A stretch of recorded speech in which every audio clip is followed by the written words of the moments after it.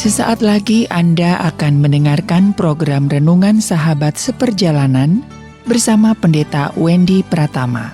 Selamat mendengarkan.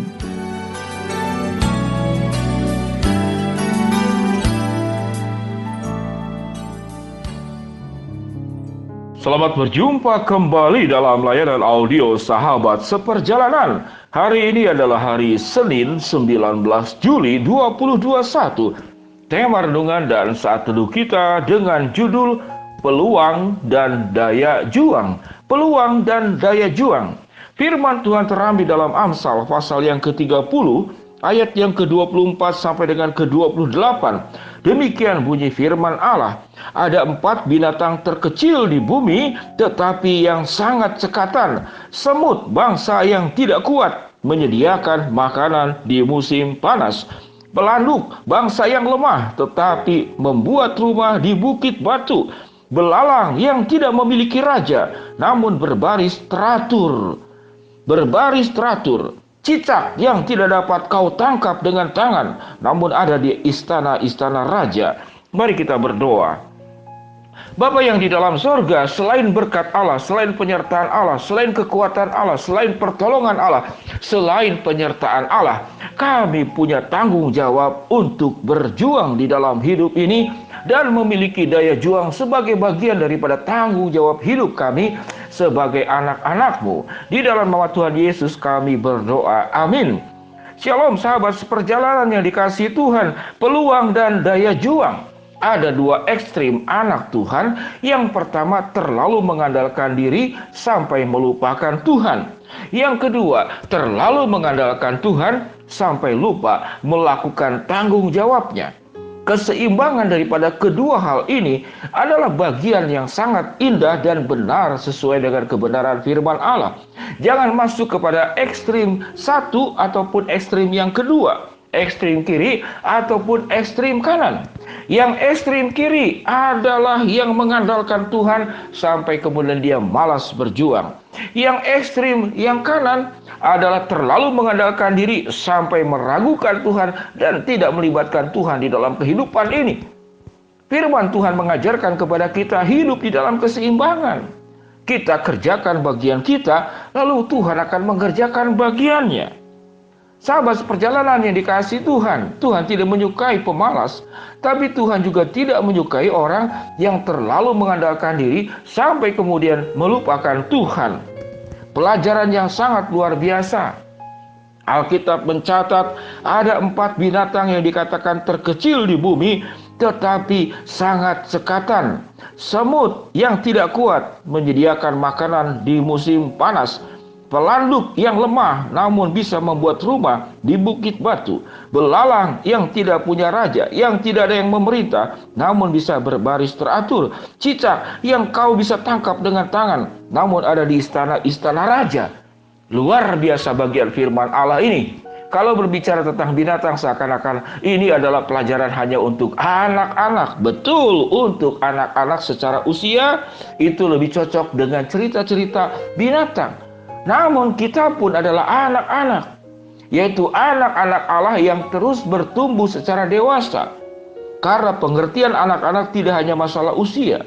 Sewaktu sahabat seperjalanan bertambah umur 40 tahun, 50 tahun, 60 tahun, itu tidak identik langsung Anda menjadi orang yang memiliki kedewasaan secara karakter, kedewasaan secara spiritual, kedewasaan secara rohani. Tidak seperti demikian. Tuhan meminta mengerjakan bagian kita di dalam banyak catatan Alkitab. Seperti Paulus melakukan perjalanan misi penginjilan 3 kali. Itu adalah bagian daripada Paulus mengerjakan bagiannya. Apakah Tuhan tidak bisa melakukan penginjilan serempak dengan kuasanya, lalu semua orang menjadi percaya? Sangat bisa. Namun mengapa Tuhan meminta kita mengerjakan bagian-bagian dari hidup kita, baik di dalam dunia pelayanan, baik di dalam tanggung jawab kita di dalam keluarga, baik juga tanggung jawab kita secara pribadi.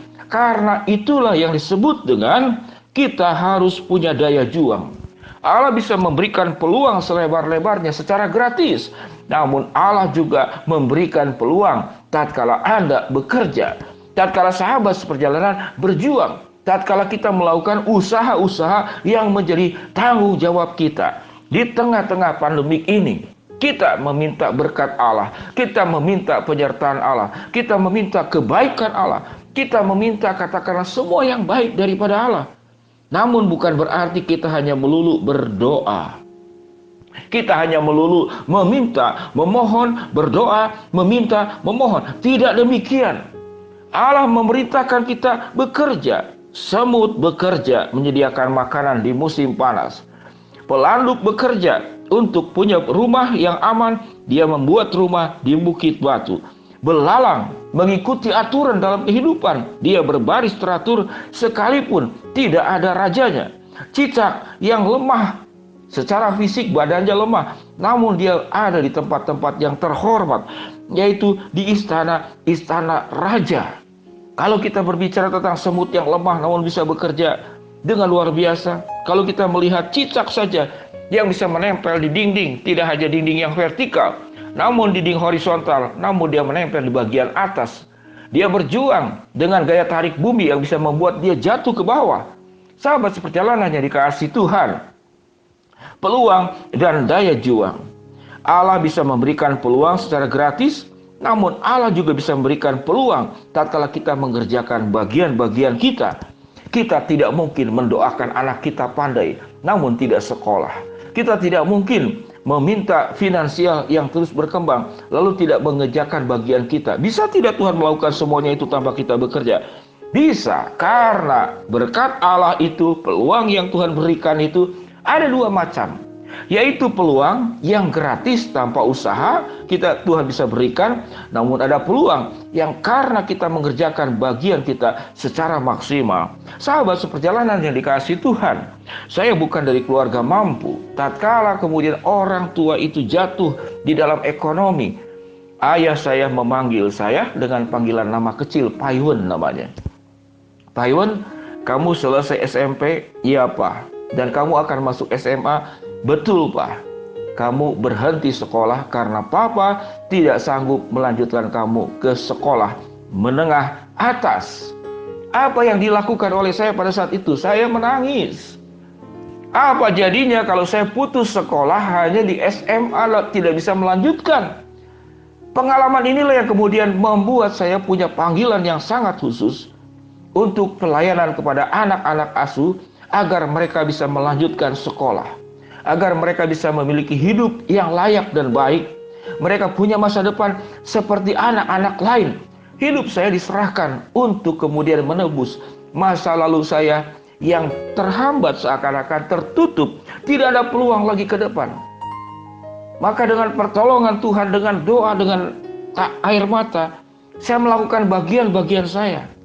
Saya mengerjakan bagaimana seupaya-upayanya, dan Tuhan memberikan peluang demi peluang. Boleh dikatakan dalam hidup saya tidak pernah les mencari guru musik. Saya senang musik, saya bisa bermain banyak alat musik. Saya tidak pernah bayar 1 rupiah pun kepada guru. Namun saya mencari peluang, saya bertanya, saya belajar, saya mencari guru. Tapi bagaimana guru itu bisa mengajar dengan gratis? Saya katakan kepada guru, kalau saya bisa main alat musik, bagaimana caranya? Lalu guru itu mengajar gratis. Kalau saya tanya, kalau saya mau les musik, berapa bayarnya? Maka harus bayar.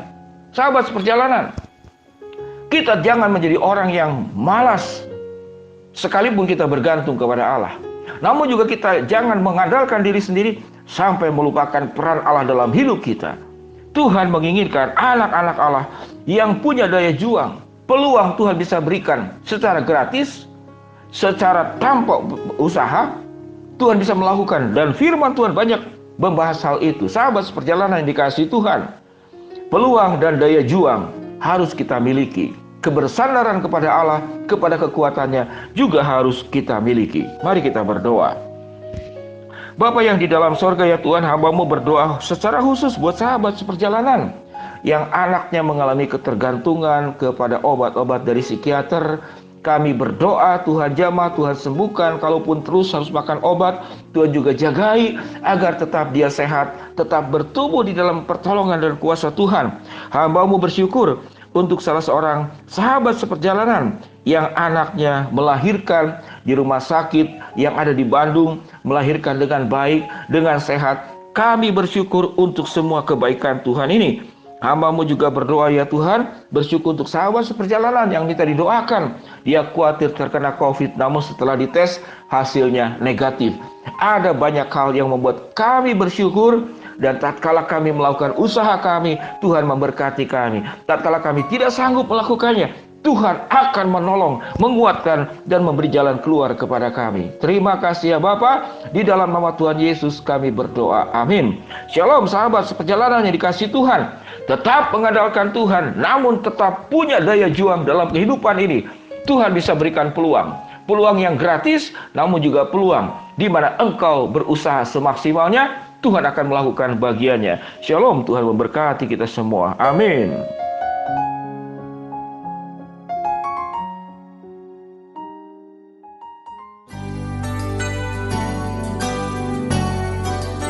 Anda baru saja mendengarkan program Renungan Sahabat Seperjalanan bersama Pendeta Wendy Pratama. Terima kasih atas perhatian Anda. Tuhan Yesus memberkati.